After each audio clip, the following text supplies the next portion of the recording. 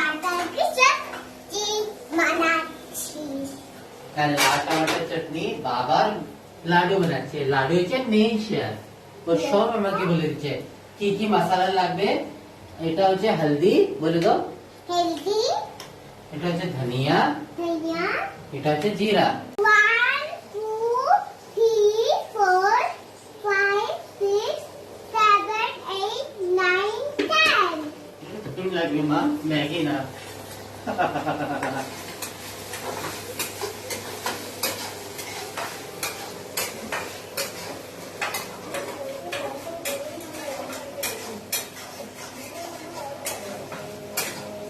বাবা হ্যাঁ